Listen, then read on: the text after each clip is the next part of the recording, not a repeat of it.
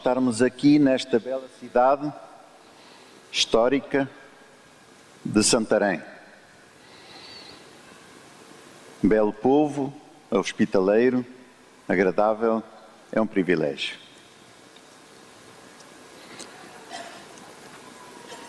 A mensagem para esta manhã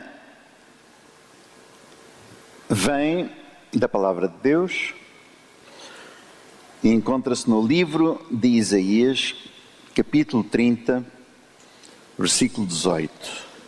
Isaías 30, 18. Vou ler o texto com algumas variantes. Sim, ou certamente, o Senhor esperará. Ele esperará para ter misericórdia de nós, ou de vós. Sim, Ele será exaltado, posto no mais alto. Ele será exaltado por se compadecer de nós.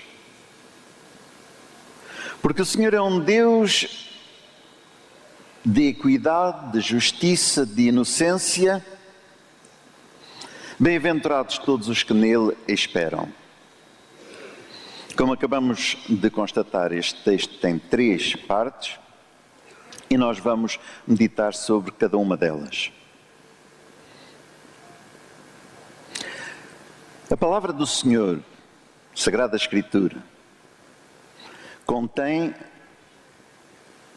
não só os ideais de Deus, que nunca mudam, contém também as fragilidades, as realidades dos homens e mulheres, para que nos possamos consolar nas nossas frustrações, que embora Deus seja santo e a sua palavra é imutável, os grandes da Bíblia, todos caíram, todos pecaram e, como nós, estavam destituídos da glória de Deus. E é assim que podemos entender a paciência de Deus à espera de Abraão. Todos nós conhecemos Abraão como o pai dos crentes. No entanto, Abraão também viveu momentos de falta de fé. Ele viu a terra prometida, que nunca lhe foi dada, e esperou com Sara, sua mulher, anos e anos e anos, para ter um filho, e nunca o teve. E um dia, talvez no seu desespero de homem de fé, ele terá dito a Deus: vou ajudar-te. E teve um filho de outra mulher, com consequências até ao dia de hoje. O homem da grande fé também perdeu a fé. Mas Deus esperou. E esperou por Abraão até que Abraão se tornou o verdadeiro pai dos crentes. Podemos pensar igualmente em Jacó, um seu descendente direto. Jacó, que nasceu enganador, mentiroso. Não sei se há aqui alguém que tem essas virtudes. Jacó, que sabia enganar muito bem, mas que teve de pagar pelos enganos, ele e a mãe. Grande enganador, grande mentiroso, entre outros defeitos, mas que Deus, depois de esperar muito tempo, o recebeu e lhe chamou Israel, o pai do povo de Israel. Mas foi Deus que teve de esperar para que Jacó se transformasse. Foi pela paciência de Deus que o amado David, que também teve os seus problemas, e quando se cai, não se cai só uma vez, caem-se 2 e 3, e David transgrediu ao mesmo tempo 3 mandamentos dos 10, olhou para o seu Deus, chorou, pagou o preço da sua transgressão, mas Deus esperou. E Deus esperou até fazer de David o seu verdadeiro amado e ascendente da pessoa de Jesus, como sabemos. Entramos no Novo Testamento, na Nova Aliança, e vemos o apóstolo João, um homem que perdia a paciência, filho do trovão. Não sei se conhecem alguma pessoa que seja filho do trovão, mesmo em vossa casa. Talvez não. Talvez fosse só no Novo Testamento. Uma pessoa que estava sempre disposta a agir e reagir, a gritar com os outros. E Jesus esperou, e Jesus teve paciência com ele, e com os anos, João tornou-se no apóstolo do amor, o predileto de Jesus, aquele a quem Jesus amava.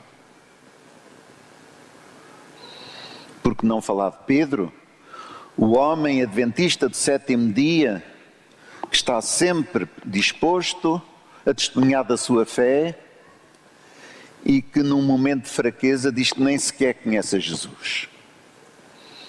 Por vezes podemos ser adventistas não dos 7 dias, mas só do sétimo. Mas Jesus olhou para Pedro, escolheu, teve paciência, esperou e esperou, até que Pedro, no final, chorou, quando viu que não tinha correspondido ao amor de Jesus. Podemos falar de Maria Madalena, uma mulher que teve um passado triste, doloroso, uma mulher que teve de sair da sua terra para terras distantes, num país pequeno, até Migdala, perto de Tibérias, perto de Capernaum, e ali foi prostituta durante anos.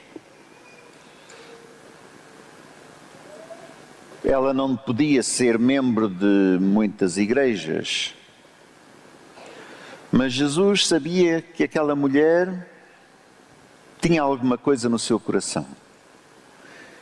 E Jesus trouxe-a novamente para Betânia, e ali Maria se converteu.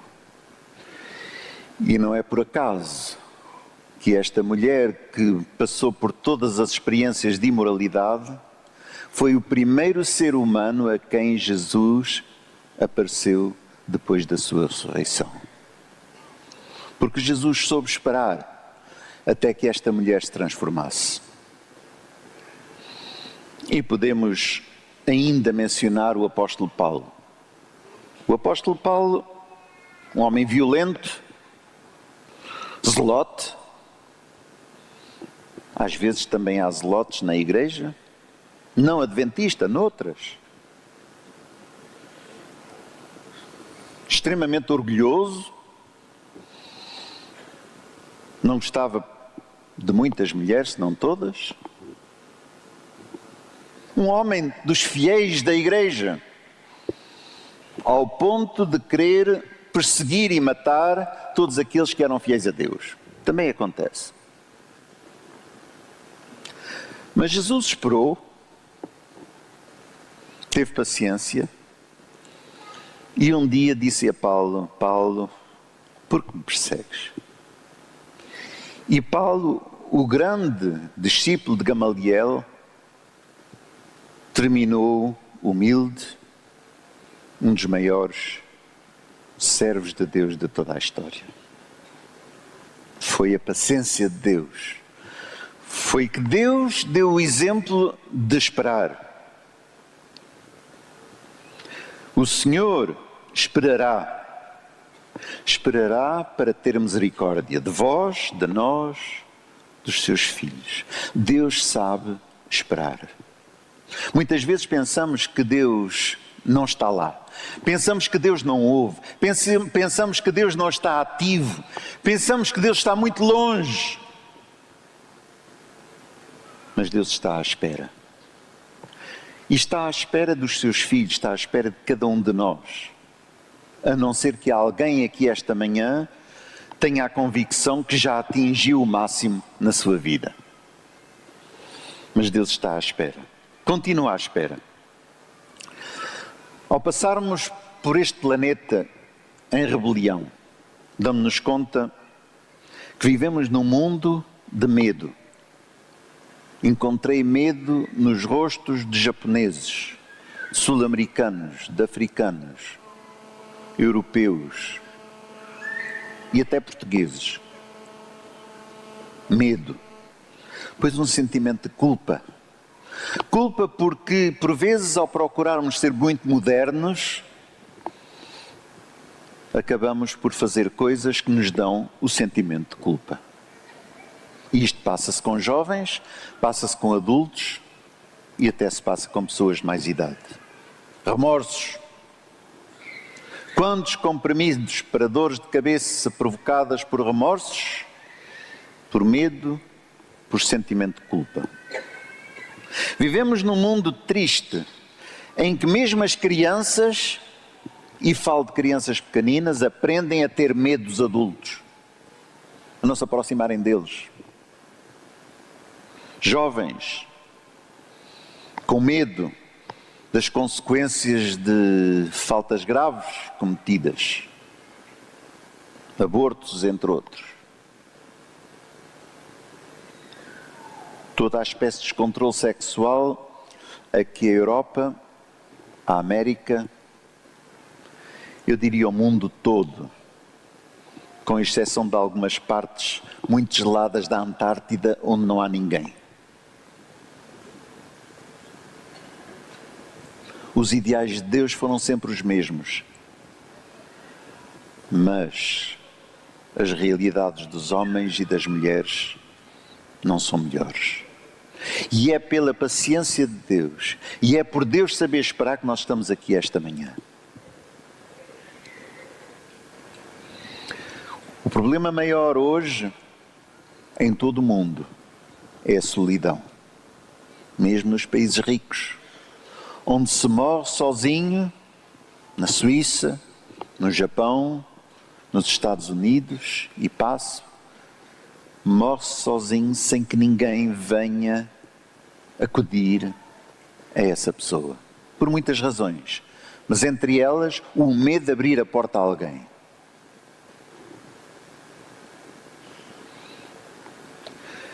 Num paradoxo em que todos nós queremos as coisas já. Os anúncios são sempre telefone já. Uma criança nasce a querer já. Se não lhe dermos alguma coisa que ela pretende naquele momento, ela começa a chorar. Quer já. O jovem quer já, o adulto quer já. Queremos receber salário antes de trabalhar. E muitas vezes mesmo sem trabalhar. Mas já. Queremos tudo já. E temos esta impaciência. No fundo, então, se Deus me compreende, Deus me ama, eu oro e peço a Deus e Ele não responde. Ou Ele está de férias, que aqui está muito em voga. Mas será que Deus está de férias?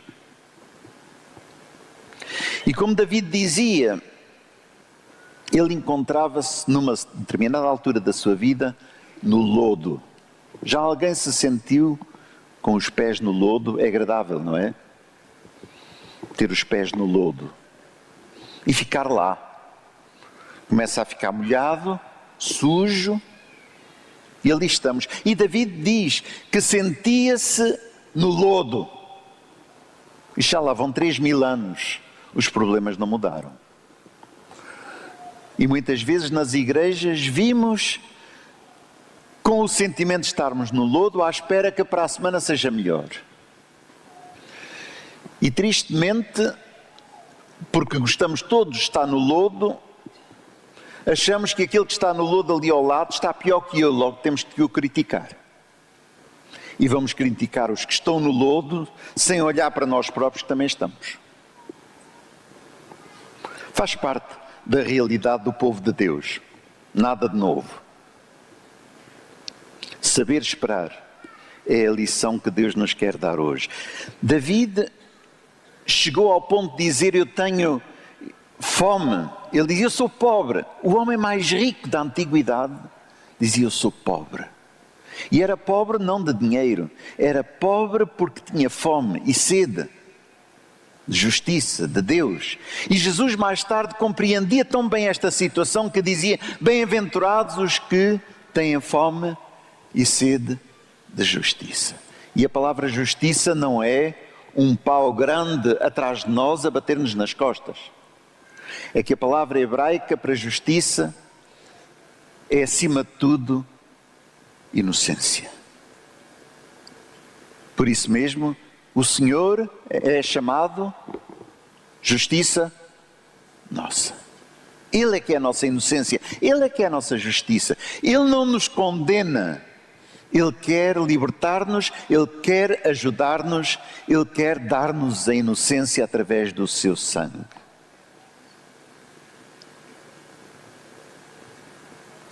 Dizemos: este mundo está secularizado. Está secularizado.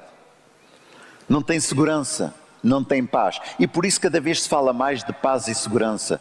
A secularização leva a pessoa a tornar-se insensível a si própria. Todos necessitam de Deus, mas todos querem sobreviver sozinhos. A pergunta que o nosso texto faz esta manhã é uma pergunta pertinente. Por que é que Deus espera? Eu creio que a primeira resposta será: porque Deus tem misericórdia de nós. Porque Deus é bom. Mas há mais razões. E este texto dá-nos uma razão suficientemente profunda para lermos novamente. Diz aqui que é por causa disso, por causa dele esperar por cada um de nós, que ele será exaltado. Já pensaram no que está por detrás deste texto? Deus, na sua paciência, espera por nós, porque sabe que cada vitória que Ele vir através do sangue de Jesus nas nossas vidas vai exaltar o seu nome diante do universo contra Satanás e os seus anjos. É que se Deus perdesse a paciência connosco, o universo perguntava: mas afinal para que é que Jesus veio a esta terra? E Satanás saía vitorioso. Eu sabia que era assim. Mas Deus tem paciência. E Deus espera. E espera. E nós caímos e Ele ainda espera.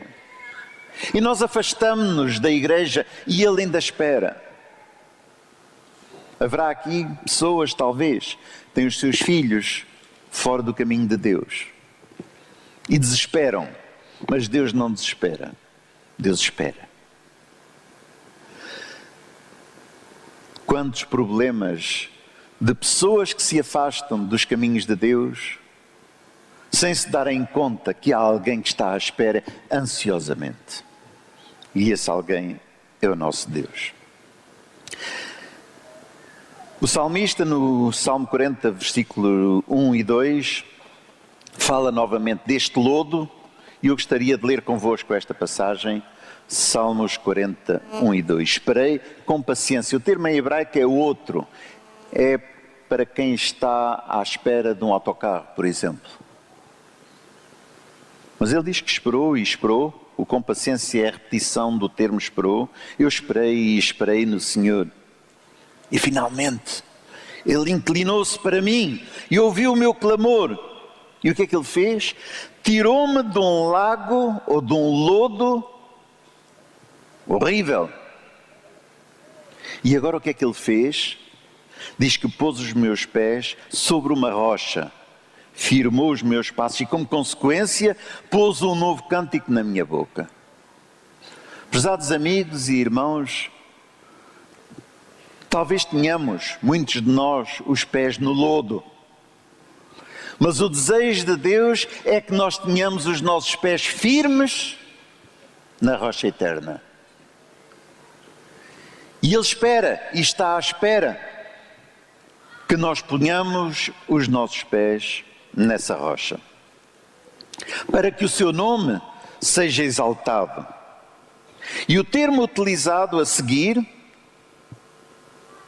para se compadecer de nós, é um termo que também a língua hebraica apresenta de um modo muito característico. É um termo que nós homens não sabemos entender. Há coisas na Bíblia que não são para os homens. Este termo é só para as senhoras. E nós podemos imaginar. É que o termo mais profundo para nos dar a ideia da compaixão, do amor que Deus tem por nós, é o termo que tem a mesma raiz de ventre. O ventre de uma mulher. E sabem que uma mãe, nem todos nós fomos mães, ou somos mães, mas todos somos filhos. E sabemos o que é que uma mãe pode fazer quando o seu bebê ainda vai ali a chorar. Ela não começa a bater nele. Então não sabes que tu tens de estar em silêncio aqui? As mães têm um ventre onde o bebê já esteve. E esse ventre move-se. E se uma criança faz alguma coisa mal, a mãe, com um ar não sempre muito inteligente, mas muito compassivo, diz: é uma criança. Porque é verdade. É exatamente o mesmo ar que Deus tem diante do universo quando nós caímos e Ele espera e Ele diz: é uma criança, não sabe o que está a fazer.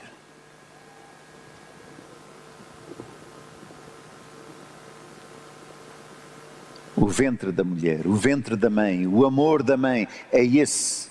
O amor que mais se aproxima da dimensão humana que Deus tem por cada um de nós. Então Deus espera e aguarda por causa do seu nome. Para isso morreu Jesus Cristo. Ele diz: com amor eterno te amei. Não é um amor de ontem, é um amor eterno. O texto que nós estamos meditando termina com uma terceira parte. Nessa parte, o Senhor diz: bem-aventurados os que esperam nele, todos os que esperam nele. E vamos passar alguns momentos a meditar nesta parte do texto, porque ela nos interpela. Interpela-nos saber porque é que Deus espera, interpela-nos para saber para que é que Deus espera, com que finalidade. Mas porquê é que nós devemos esperar? Claro que um adventista vai dizer imediatamente: devemos esperar porque Jesus vem em breve. É verdade. Mas eu queria estender ou alargar um pouco mais este conceito.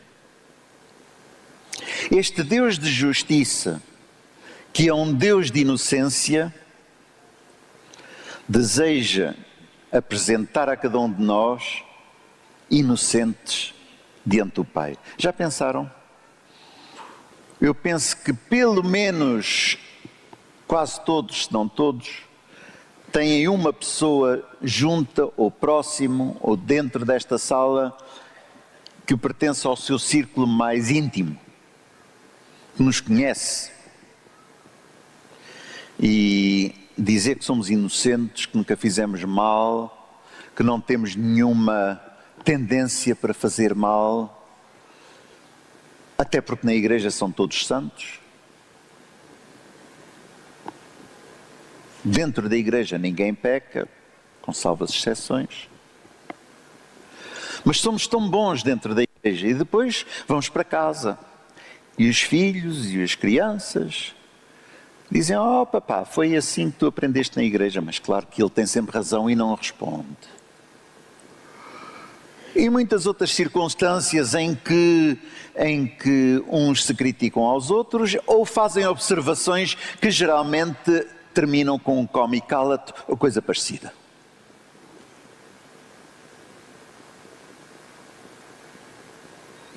Ele diz bem-aventurados. É a mesma expressão usada por Jesus nas bem-aventuranças, em Mateus 5.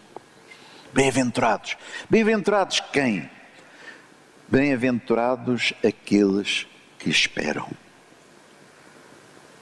E esperam porque Ele, Jesus, prometeu que viria outra vez.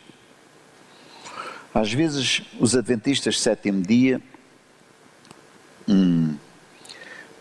estão sempre a pensar que Jesus vem hoje. E tem razão. Mas não interessa estarmos a pregar que Jesus vem em breve. Talvez tenham razão também. Mas, prezados amigos e irmãos, eu posso morrer hoje. Pessoalmente já vi a morte mais de 10 vezes. Na minha ainda não demasiado longa vida. Mais de 10 vezes. E se estou vivo aqui é pela graça de Deus. E creio que se nós estamos aqui vivos é pela graça de Deus. Quer dizer que no dia que nós morremos, esse é o dia da segunda vinda de Jesus. E é uma tentação que é difícil de controlar, esta dizer que Jesus vem em breve, que imediatamente no subconsciente começamos a trabalhar, Jesus vem em breve, ainda tenho tempo de me preparar. Quando na realidade a ideia não é que ainda temos tempo de nos preparar, a ideia é que hoje pode ser o último dia da minha vida. Para jovens, para adultos, para pessoas menos jovens. Todos podemos estar vivendo hoje o último dia da nossa vida. E depois já não há mais espera, nem da nossa parte, nem da parte de Deus.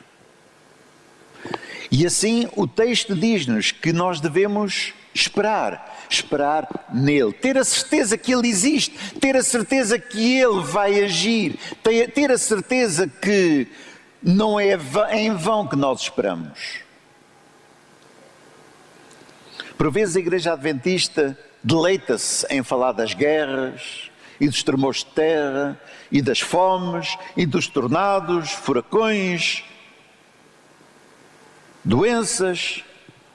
Parece que temos prazer em falar tudo isto, porque são os sinais do fim. Jesus deu-nos estes sinais há 2000 anos por uma razão. Não foi para que nos deleitássemos neles. Deu-nos estes sinais para nos dizer: estas coisas são o princípio das dores. São o princípio das dores.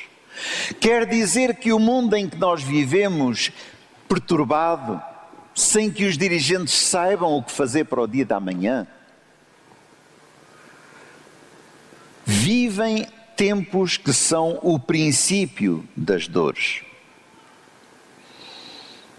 E gostaria que nós tivéssemos bem presente na nossa mente a prioridade máxima para que estas dores que nos rodeiam e das quais nós somos participantes terminem o mais breve possível.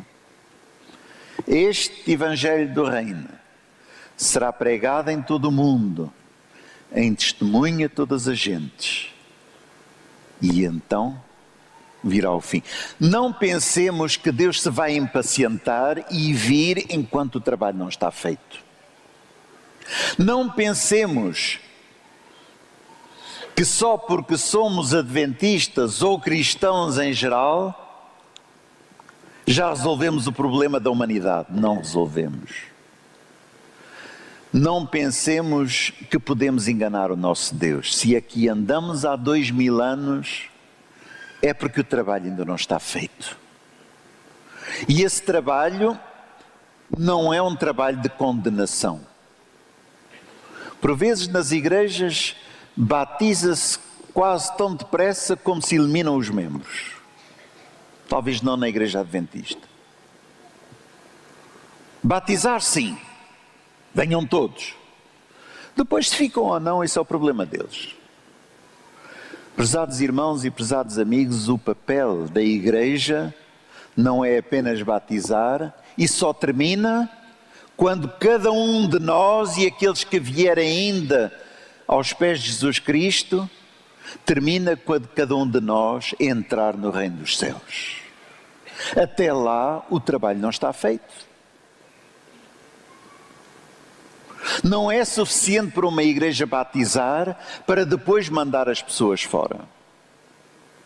O papel da igreja é batizar e, no que se chama por vezes disciplina, ajudar os que estão doentes, fracos, pecadores, porque nós não somos pecadores, são os outros, esses pecadores a curarem-se. Esse é o nosso papel. A maior satisfação que Deus pode ter não é que sejamos todos tão sem pecado que ficam só os bancos. Tem a vantagem que não se sujam. Mas o que Deus deseja de cada um de nós é que nós nos possamos ajudar a subsistir, a curar-nos das nossas inferioridades por meio do Espírito Santo, para que quando Ele vier, através do sangue de Jesus, Ele possa dizer: este é o meu povo, estes são aqueles que tu me deste. E Ele sabe perfeitamente de que massa nós somos feitos. A nossa missão não é condenar, nem os de dentro, nem os de fora. Não temos missão de condenar ninguém nesta terra. Mesmo Jesus disse: não vim para condenar, vim para salvar. E se Ele nos fez discípulos, não foi para evitar trabalho, pondo o papel de condenação na sua igreja, assim já fica metade do trabalho feito. Deus deu-nos o ministério da reconciliação a partilhar com Jesus para trazermos pessoas à salvação. Não só ao batismo, à salvação. O trabalho ainda não está feito. Estamos num tempo em que se fala muito dos Messias. Países como o Irão,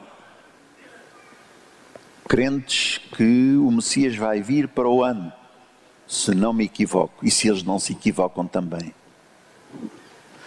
Temos o povo judeu, que está convencido que o Messias vem muito em breve. Os sunitas também dizem que entramos na última parte da história da humanidade. O Messias vem. E creio que mais ou menos os cristãos, adventistas ou não, creem que o Messias vem em breve. Não é o mesmo Messias. Mas quando o verdadeiro Messias vier, é um Messias para todos. E nós estamos a atingir esta situação em que são as pessoas que estão a perder a paciência uns com os outros, a ameaçar guerras uns com os outros para que o Messias possa vir. Quando na realidade é o trabalho de evangelização mundial que vai dizer está cumprido e não quantas mais guerras ainda vamos ter entre uns e outros, especialmente entre monoteístas, que pedem ao mesmo Deus para destruir os outros. Que Deus de amor este, que tem de responder a estas orações todas, se tivesse que o fazer. Isaías diz: bem-aventurados os que nele esperam. Conta-se a história de um jovem que nasceu num lar religioso. Tão religioso que todas as noites se apercebia de presenças sobrenaturais. Os pais recebiam pessoas em casa que não eram da família. E havia ali todas as noites manifestações. Este jovem tinha um irmão, mas falo só dele. Cresceu, tinha de ir para a cama porque os pais tinham de ir para aquelas reuniões espirituais. Como qualquer criança que sabe que os pais são crentes em Jesus. Só que este jovem não sabia que os pais eram crentes em Jesus, porque eles eram ambos médiuns do espiritismo. A presença sobrenatural estava ali, receberam uma educação esmerada, vegetariana, sem dizer mal do vegetarianismo, pessoas de uma grande integridade, mas que serviam o outro lado. É que muitas vezes nós falamos do outro lado como pessoas de outras igrejas, ou pessoas da rua, ou pessoas que não são portuguesas, não sei. Mas na realidade só há dois grupos. Há o grupo dos que aceitam a Jesus como seu Salvador e os outros. O grupo que tem uma relação com esse Jesus e os outros. Os outros não é para desprezar, é para vermos quantos ainda há que é necessário trazer para o número dos que têm a Jesus como seu Salvador. E este jovem, quando atingiu a idade de 18 anos, um dia descobriu, se não foi antes, ele disse-me que foi nessa altura, descobriu que havia outro poder sobrenatural. E eu pensei, quantos pais há aqui, neste país, adventistas ou não, que quiseram ensinar os seus filhos nos caminhos de Deus e que esses filhos preferiram ir para outros caminhos. E estão tristes, muitos estão tristes hoje aqui. E naquele caso, pais que estavam com o espírito que não era de Deus, que educaram o filho em espíritos que não são de Deus, tiveram a tristeza de ver este filho um dia vir a uma igreja cristã, neste caso, a uma igreja adventista de sétimo dia. E este jovem veio à igreja, eu não sei quem lhe deu os estudos bíblicos, eu não sei quantos princípios ele aprendeu, eu não sei muitos dos pormenores, mas sei, porque ele me disse e o disse diante de uma congregação como esta, na Malásia. Ele disse, eu tornei-me adventista do sétimo dia porque descobri que há dois espíritos. E eu não quis seguir o espírito dos meus pais, eu quis seguir o espírito de Deus, do Deus verdadeiro. Querem uma razão mais profunda para ser cristão? Porque não são todos os dogmas que são bons, que devemos seguir e obedecer, mas não são esses dogmas que nos salvam, nem nos dão a felicidade. Aquilo que nos salva não é uma doutrina, não é uma igreja, é uma pessoa, e essa pessoa chama-se Jesus Cristo. E é essa pessoa que está disposta a ajudar-nos esta manhã. Se temos os pés no lodo, ou se não temos, mas já conseguimos, depois de lutas, pô-los na rocha, ajudar-nos esta manhã a esperar. Porque hoje saem muitas pessoas das igrejas, talvez porque perdem a paciência com elas próprias, estão fartas de fazer estas coisas, perdem a paciência com os que as rodeiam, não estou para os aturar. Porque vivemos, especialmente na Europa, um mundo que intrinsecamente crê, mas que decididamente não quer pertencer a nada. Muitos e muitos creem, mas não se envolvem com as igrejas, especialmente jovens. Como há 2 gerações atrás, todos pertenciam às igrejas, mas ninguém queria. Ou quase ninguém. Mas hoje estamos neste mundo de crer ou necessitar de crer ou procurar qualquer coisa a qual nós nos possamos apegar, seja ela budista, seja ela hinduísta, seja ela karma. Os jovens não querem sequer discernir, porque o que eles querem é paz interior. E a paz interior pode ser dada por Satanás até muito mais facilmente do que é dada pelo Espírito de Deus. Porque ainda quando houver necessidade de correção na nossa vida, o Espírito de Deus não deixa de agir. Haverá por acaso aqui alguém que não tenha uma consciência? Há muita gente que diz que eu sigo a minha consciência, como se isso fosse suficiente. Sabem que a consciência, na etimologia da palavra em hebraico, tem uma relação com o norte. O norte. E se eu perguntar aqui a algum dos jovens que está sentado à frente quantos nortes há, ele vai-me dizer que há... Faz de conta que não ouvi. Nós pensamos que há um norte, não há um norte. Há dois nortes. Pega numa bússola. A agulha vai imediatamente numa direção.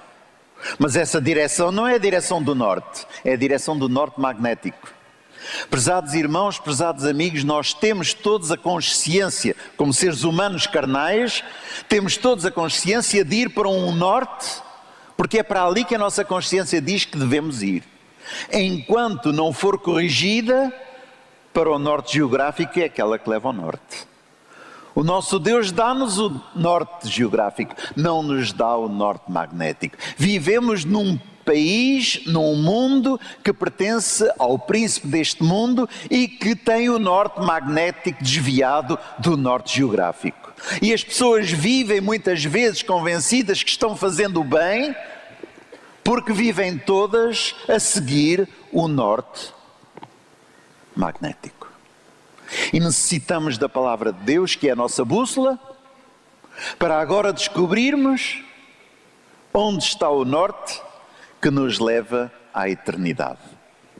Esta é uma das realidades naturais e que vai ter consequências sobrenaturais. Bem-aventurados são aqueles que nele esperam.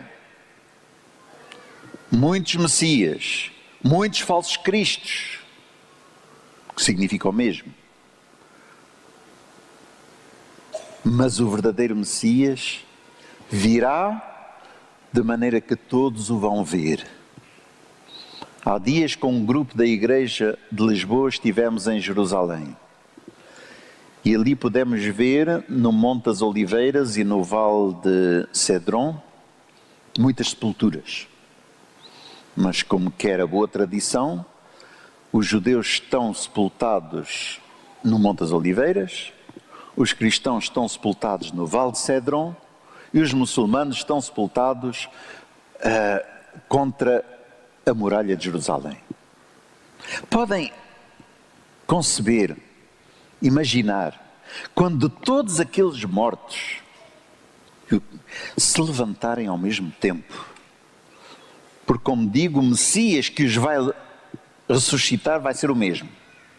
Quando se vão levantar, divididos em 3 grupos, muçulmanos, judeus, cristãos, quando todos se vão levantar e realizar que aquele que chegou é o mesmo Messias para todos. Oh, que Deus ainda nos possa dar a sabedoria, e nós vamos falar deste assunto esta tarde, para descobrirmos como mostrar o Jesus que nós amamos, o Jesus que é o nosso Salvador, aquele que vem tirar a cada um de nós do lodo, mostrá-lo àqueles que nada compreendem. E, no entanto, tenho grande respeito por essas religiões, porque conheço pessoas judias, muçulmanas, para não falar de budistas e de outros, que talvez estejam mais próximos do reino dos céus do que muitos cristãos estão. Estes são momentos para meditação, reflexão. Não são momentos para teorias. São momentos para nós fazermos um exame de nós próprios. Só dizer sim, Senhor, eu estou disposto. Até Pedro dizia: Senhor, eu estou disposto a ir contigo mesmo até à morte. Mas quando chegou a morte, foi-se embora. Talvez sejamos todos dispostos a muitas coisas, mas quando chegam os momentos das dificuldades, os momentos da tentação, tu és adventista, tu és cristão. Eu, quando vivi em Israel, culpava-me de ser uma das causas da Inquisição. E eu tive de dizer: olha, que eu ainda não tinha nascido nessa altura. É que há esta tendência de acusar. Mas vi também pessoas de outras denominações religiosas, quando havia problemas de falta de liberdade religiosa, me telefonarem e dizer: olha, que se tu tiveres um problema, eu estou aqui para te ajudar. E não eram adventistas. Prezados amigos, só há dois grupos. Nós temos uma mensagem preciosa, a mensagem de João Batista, a mensagem de Elias. Essa mensagem temos de levar a cabo o mais depressa possível. Foi para isso que fomos chamados. Mas não pensemos que somos os únicos mensageiros, ou caímos no risco de Elias, que pensava que era o único, e depois Deus disse-lhe: olha que há aí uns milhares também que são crentes. Abramos os olhos para outras pessoas que têm a mesma relação com Deus. Há dois grupos em toda a terra: aqueles que têm a relação com Deus, aqueles que não a têm. E pode haver dois grupos na igreja. E a minha oração é esta manhã, que quando sairmos daqui só haja um grupo.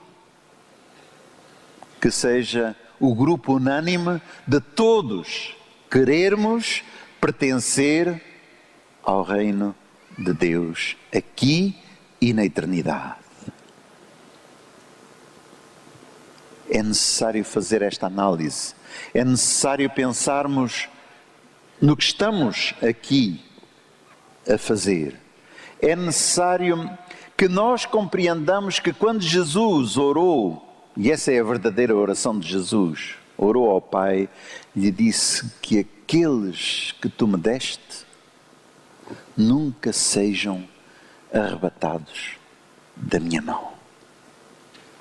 Estamos na mão de Jesus. Satanás acusa-nos, Satanás critica-nos, nós desanimamos. Eu sei por experiência quantas vezes estava em reuniões como esta e à noite, ao sábado à noite, me sentia desesperado e a perguntar: porquê é que estou desesperado? Tivemos um dia tão abençoado. Mas sabem que há momentos que ultrapassam a nossa própria vontade de agir e reagir e que nos desanimam profundamente, momentos esses que necessitam do apoio especial do Espírito Santo. Irmãos, é fácil aqui estarmos todos muito contentes, mas é difícil quando vêm os momentos da privação, da doença, das separações, das divisões, das discussões, do desemprego, da imigração. Quando vêm momentos em que perguntamos: onde está o meu Deus?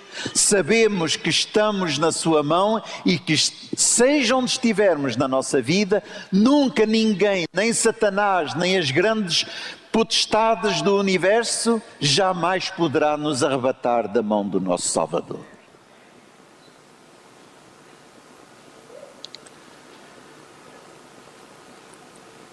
Estas palavras podem ser humanas, mas o Espírito Santo é divino.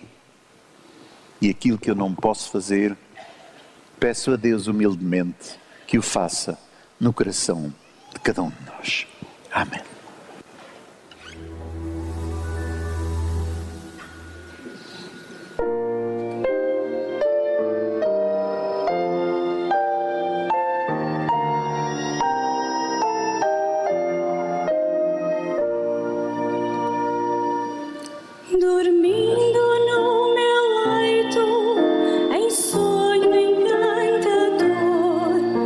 Então eu vi Jerusalém e o templo do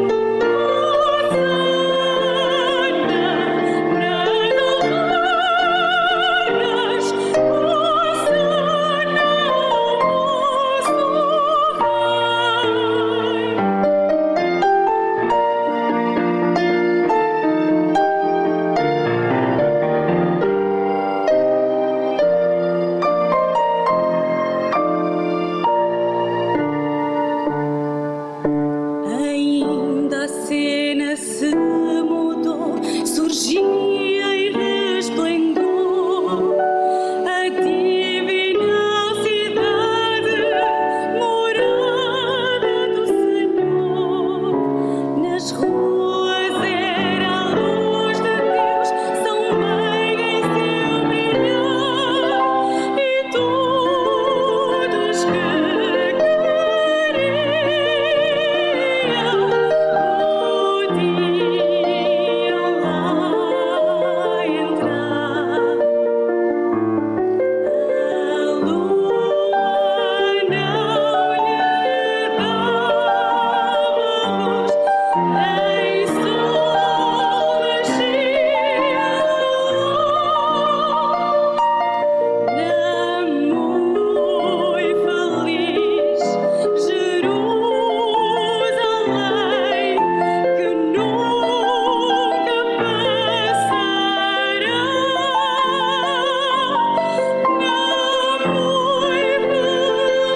passará.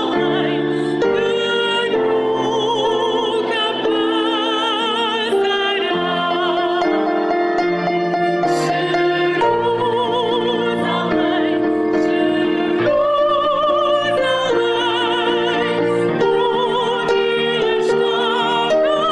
muito feliz Jerusalém,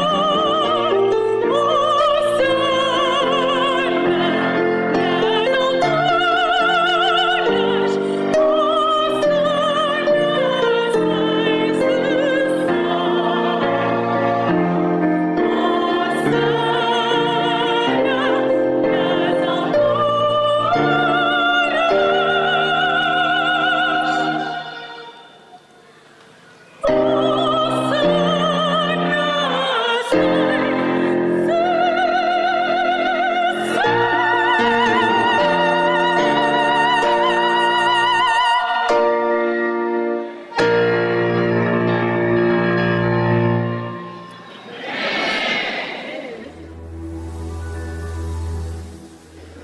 Agradecemos muito a este coro e à mensagem que nos trouxeram.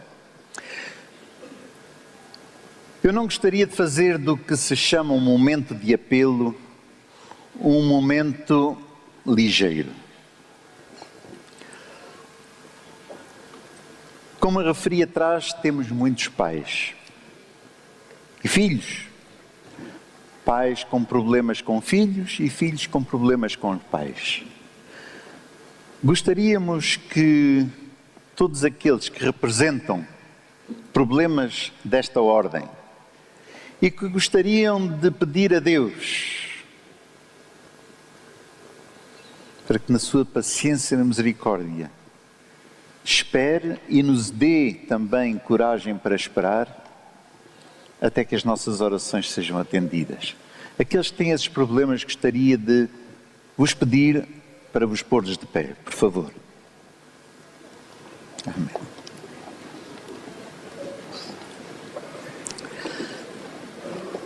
Temos aqui pessoas que provavelmente têm problemas que põem os seus pés no lodo e que gostariam de ter os pés firmes numa rocha e gostariam de dizer: Senhor, limpa os meus pés do lodo, purifica-me. Será mais alguém que gostaria de se pôr de pé hoje? Amém. E temos outros que gostariam de dizer: Senhor, eu não sei qual é exatamente a minha situação, mas sei que me desejo entregar a Ti completamente mais uma vez. Se ainda há alguém que está sentado e gostaria de se levantar para o manifestar diante de Deus, dentro desta perspectiva, seja adventista, seja agnóstico, seja evangélico, católico, todos nós necessitamos do mesmo Deus. Assim convidamos a todos para, de pé, humildemente, nos dirigirmos àquele que é o único que pode resolver, através da espera, através de um nome que quer ser hoje exaltado mais do que nunca aqui em Santarém, e que isso possa ser a garantia para nós próprios que vamos receber a bênção eterna porque esperamos no nosso Deus até o último dia. Curvemos as nossas orações, as nossas cabeças. Nosso Deus e nosso Pai que estás nos céus, não é o poder humano que nos põe aqui juntos, em reunião, é o poder do Teu Santo Espírito. Não são os nossos méritos, não é o nosso conhecimento, não é a nossa capacidade que pode mover corações, reparar situações, encorajar os desanimados, curar as feridas espirituais ou físicas. Só Tu podes fazer. Senhor, vivemos num mundo conturbado. Vivemos num mundo em que só Tu nos podes valer. Vivemos num mundo em que ninguém quer esperar, em que todos vivem sós, mas um mundo em que podemos ter já e não só na Nova Jerusalém a Tua companhia permanente nas nossas vidas. Senhor, que nosso coração seja convencido de uma vez para sempre que ninguém nos pode arrebatar da Tua mão, porque nós somos posse Tua. Senhor, nós pensamos em tantas pessoas que ainda não acederam ao Teu convite.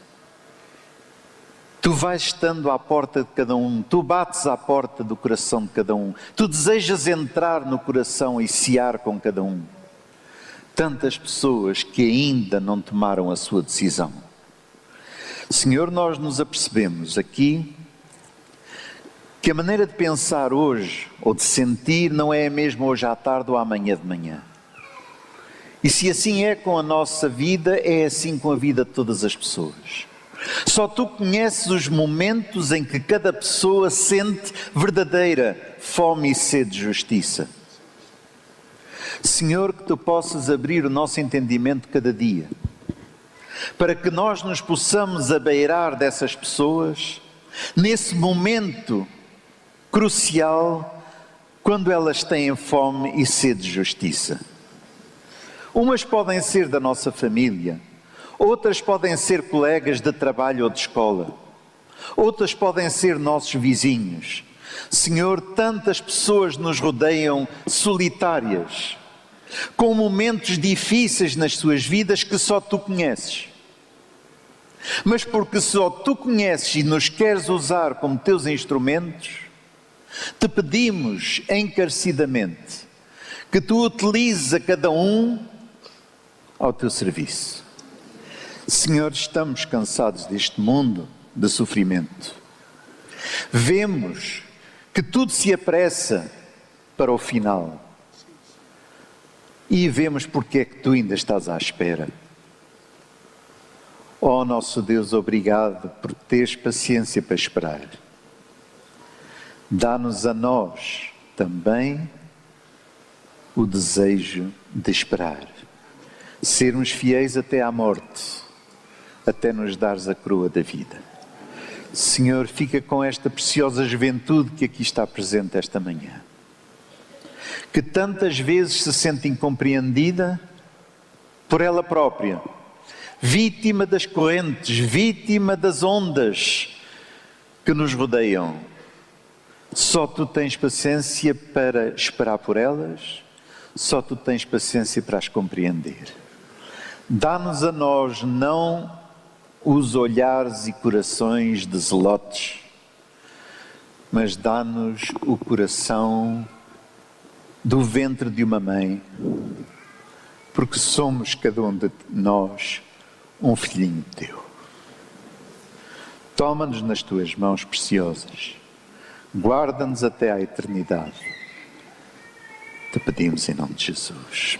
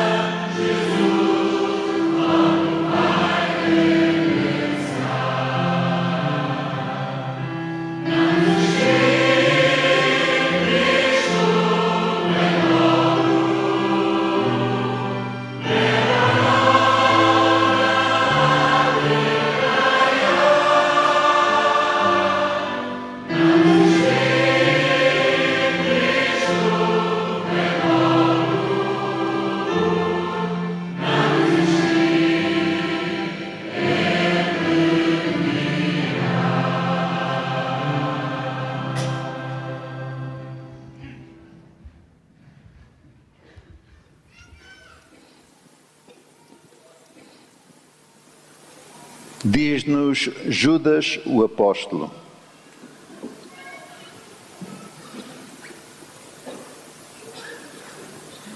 ora, aquele que é poderoso para vos guardar de tropeçar e apresentar-vos irrepreensíveis com alegria perante a sua glória, ao único Deus, Salvador nosso, por Jesus Cristo, nosso Senhor, seja glória e majestade, domínio e poder, antes de todos os séculos, agora e para todo o sempre. Amém.